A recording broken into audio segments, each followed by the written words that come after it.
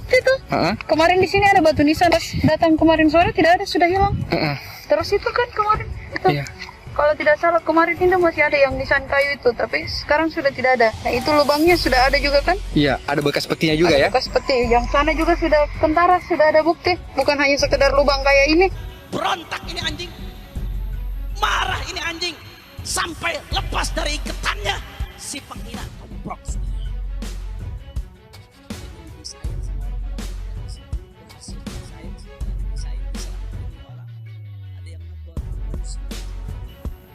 Anjingnya jadi marah tuh, anjing nggak terima lo nyaci maki Nabi.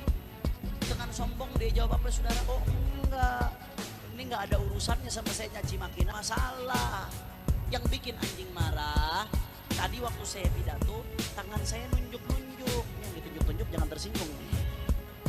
Tangan saya nunjuk-nunjuk ke arah anjing, saudara. Anjingnya tersinggung, anjing ini sensitif. Begitu saya tunjuk-tunjuk, saudara, begitu saya tunjuk-tunjuk, dia merasa akan diserang. Karena merasa akan diserang, anjingnya jadi berontak, dia punya insting. Berontak sampai lepas iketannya. Itu yang menyebabkan dia nomprok saya, bukan karena saya caci maki. Manusia itu kita semuanya waktu hidup nggak usah, waktu sehat nggak usah aneh-aneh, nggak usah caci maki ulama. Udah ya, itu beritanya yang kemarin. Akankah ada orang yang mendoakan yang baik bagi diri kita di saat kita meninggal dunia? Mudah-mudahan kita semuanya husnul khatimah, dan mudah-mudahan ya Arab ini jadi pelajaran buat semua. Jangan pernah selama hidup kalian mencaci ulama, memfitnah ulama, mentertawakan ulama, walaupun kalian nggak suka sama ulama itu. Ini yang disebut sama Allah Subhanahu Wa Taala. Ini apa?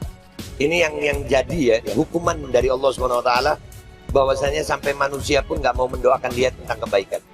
Kalau orang sudah selesai di alam ini, maka Allah wafatkan. Kullu nafsin dha'iqatul maut. Setiap yang punya jiwa akan kedatangan maut. Siapa yang bawa maut? Namanya malakul maut. Kalau malakul maut sudah bawa maut, maka dia mulai mewafatkan sampai meninggalkan dunia ini. Apa dalilnya Ustaz? Quran surah 32 ayat yang ke-11, paling kanan sebelah bawah. Qul yatawaffakum malakul mautil ladzi wukkila bikum. Kata Allah, katakan Muhammad kepada semua umatmu, setiap yang punya nyawa itu akan diutus malakul maut untuk mencabut nyawanya. Datang maut, makanya orang yang belum meninggal, yang belum dicabut, namanya disebut oleh Al-Quran dengan nama mayitun. Nih, ada ya-nya, ada taknya. Ya-nya ada tasdidnya begini. Ketika Anda sadar Anda akan wafat meninggalkan dunia ini, maka Anda mesti paham, udah punya bekal belum untuk pulang? Udah punya persiapan belum? Jangan-jangan Anda sibuk menyalakan rumah dunia Anda. Begitu padam listriknya, sibuk telepon PLN, telepon ini, telepon itu. Masuk ke alam kubur nggak ada cahaya, mau PLN mana yang dihubungi? Karena itu orang-orang yang tidak siap dengan kehidupan berikutnya, maka mohon maaf, dia akan merasa ketakutan ketika meninggalkan dunia ini. Bahkan ada yang saking takutnya, malaikat langsung bergerak untuk memaksa dia cepat meninggalkan tubuh dunianya. Muncul Quran surah ke-8 ayat ke-50. Kata malaikat, akhriju anfusakum. Kamu ini susah banget pulangnya, maka dipukulin oleh malaikat. Pukul, pukul, pukul, pukul. Teman-teman, karena alam kubur itu bekal yang bukan bekal dunia, maka Anda tidak akan pernah bisa membawa cahaya dunia ke alam kubur. Bersifat jenazah, kalau dia adalah orang baik, ditunggu malaikat memberi nikmat. Kalau dia orang jelek, jangan biarkan orang jelek ada di kiri kanan kita. Makanya mayat itu ngomong, ketimuni, kedepankan aku masuk, cepat aku bawa ke sana. Wa in kanat ghaira salihatin, jika itu mayat yang tidak baik, na'udzubillah, ahli maksiat ya, atau orang yang tidak punya iman. Qalat, ngomong tuh, ya wailaha, celaka, celaka. Aina tadhabuna biha, kau bawa kemana ini? Ngerti dia, gak mau dia, neraka sudah terlihat mulai dari sabu akhriju anfusakum, dicabut nyawanya pun mereka tersiksa, dipukul-pukul oleh malaikat, suruh keluar. Pukul belakang depannya. Akhriju anfusakum. Ditampakkan neraka. Setelah itu apa? Dia kelihatan neraka, nunggu. Yasma' sautaha kullu syai'in illa al-insan. Semuanya mendengar jeritan orang tersebut.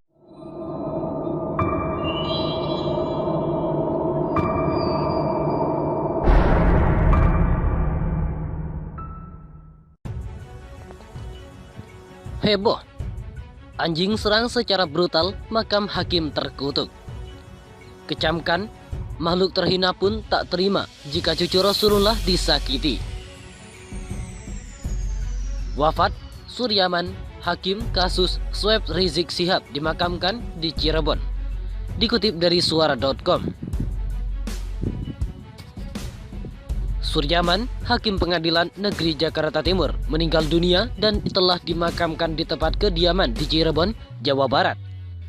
Suryaman diketahui merupakan hakim yang sempat memvonis ex-pentolan FPI Habib Rizik Syihab 4 tahun penjara. Rizik divonis karena dinyatakan bersalah terkait kasus swab tes RS Umi Bogor. Humas PN Jakarta Timur, Alex Adam Faisal mengatakan jika Suryaman tutup usia pada Sabtu 10 Juli 2021 lalu. Terkini, jenazah almarhum telah dimakamkan di kampung halaman. Betul, mengenai meninggal dunia betul. Sudah dimakamkan kemarin Sabtu di Cirebon, di tempat kediaman beliau, ucap Alex saat dikonfirmasi wartawan, Senin 12 Juli 2021. Namun, Alex tidak merinci soal kronologi meninggalnya Hakim Suryaman, pun juga dengan penyebab meninggalnya almarhum. Suryaman merupakan hakim anggota bersama dengan Mu'arif dalam perkara RS Umi, di mana Khatwanto bertindak sebagai hakim ketua.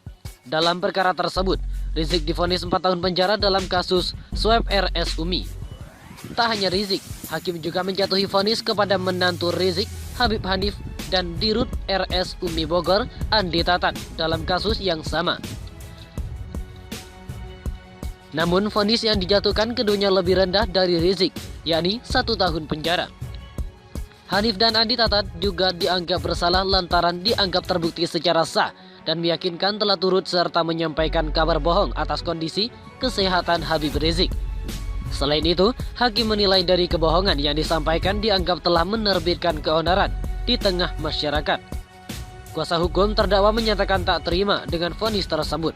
Mereka pun akhirnya memilih mengajukan banding. Suryaman, hakim PN Jaktim, yang vonis Habib Rizik 4 tahun penjara, meninggal dunia. Hakim anggota Pengadilan Negeri Jakarta Timur yang mengadili Habib Rizik dalam kasus swab tes RS Umi dikabarkan meninggal dunia pada Sabtu 10 Juli 2021. Ia bernama Suryaman, salah satu dari 2 hakim anggota dalam sidang tersebut. Betul, mengenai meninggal dunia, betul.